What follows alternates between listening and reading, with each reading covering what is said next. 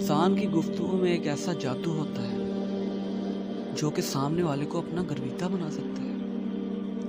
بات کرنے کا بھی ایک انداز ہوتا ہے، ایک سلیقہ ہوتا ہے۔ جس کو یہ سلیقہ مل گیا اسے اللہ تعالیٰ کی بہت بڑی نعمت مل گئی۔ اور بعض لوگوں کو تو گفتگو کرنے کا سلیقہ ہی نہیں ہوتا، ہر جگہ مار کرتے ہیں۔ آج ہم دیکھتے ہیں کہ بات کرنے والا چاہے جتنے مرضی بڑے عہدے پر فائز ہو، اگر اس کی بات میں وزن نہ ہو تو اس سے بات کرنے کا ذرا بھی دل نہیں کرتا۔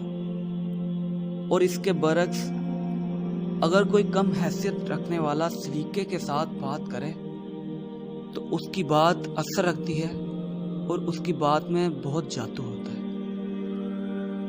ایسے ہی ایک بادشاہ نے رات کو خواب میں دیکھا کہ اس کے سارے دانت ٹوٹ گئے۔ جب بادشاہ کی آنکھ کھلی تو بہت پریشان ہوا، تو بادشاہ نے اپنے وزیر کو بھیجا کہ وہ خواب کی تعبیر بتانے والے کو دربار میں بلوائے۔ جب تعبیر بتانے والا آیا تو بادشاہ نے اپنی پریشانی اس کو ظاہر کی کہ میں نے خواب میں رات کو اپنے دانت ٹوٹتے ہوئے دیکھے ہیں، مجھے اس کی تعبیر بتاؤ۔ تو اس نے جواب دیا کہ بادشاہ سلامت، آپ کے خواب کی تعبیر یہ ہے کہ آپ کے سارے رشتہ دار آپ کی زندگی میں مر جائیں گے۔ بادشاہ پہلے ہی بہت پریشان تھا، اس نے اور پریشان کر دیا۔ بادشاہ کو بہت غصہ آیا تو بادشاہ نے کہا اسے 2-4 لگاؤ اور دربار سے نکال دو۔ حالانکہ اس نے خواب کی تعبیر بالکل صحیح بتائی تھی، لیکن بیان کرنے کا انداز ٹھیک نہ تھا۔ اس طرح بادشاہ کی پریشانی اور بڑھ گئی اور اس نے دوسرے مشہور تعبیر بتانے والے کو بلوایا اور اس سے اپنے خواب کی تعبیر پوچھی۔ تو تعبیر بتانے والے نے بہت عمدگی سے تعبیر بتائی، اسے بات کرنے کا انداز بخوبی آتا تھا۔ اس نے کہا کہ بادشاہ سلامت، مبارک ہو، آپ کا خواب بہت اچھا ہے۔ بادشاہ نے جب یہ سنا تو حیرانگی سے اس کی طرف دیکھا اور سوچنے لگا کہ پہلے شخص نے تو کہا تھا کہ اس کے سارے رشتہ دار مر جائیں گے اور یہ مبارکباد دے رہا ہے۔ بادشاہ نے کہا کہ مبارکباد کس چیز کی؟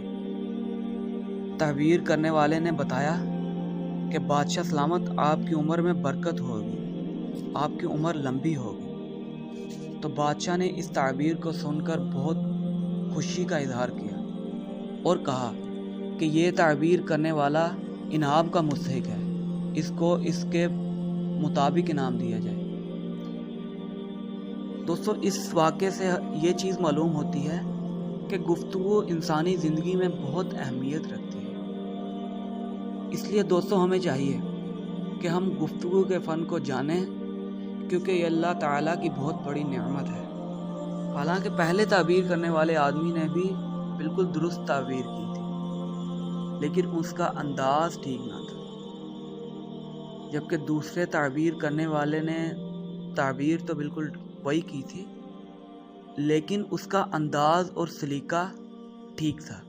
اس لیے ہمیں گفتگو کے آداب بھی سیکھنے چاہیے تاکہ ہماری گفتگو کے اندر بہتر اثر پیدا ہو۔ گفتگو کے آداب کے کچھ بہت ہی اہم پوائنٹس ہیں، جن میں سب سے پہلے تو گفتگو کرتے وقت سامنے والے کا نام لیتے رہیں، کیونکہ ہر شخص کو دوسرے کی زبان سے اپنا نام لینا بہت اچھا لگتا ہے۔ اور دوسرا نمبر پر یہ کہ بات سامنے والے شخص کی آنکھوں میں دیکھ کر کیجیے، جس سے بات سننے والے پر اثر ہوتا ہے۔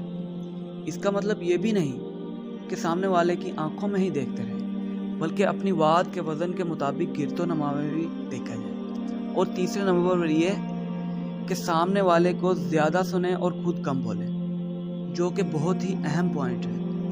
تو دوستو، یہ تھے گفتگو کے آداب کے بہت ہی اہم پوائنٹس جو کہ سامنے والے کی نظر میں ہماری عزت کو دوبالا کر سکتے ہیں۔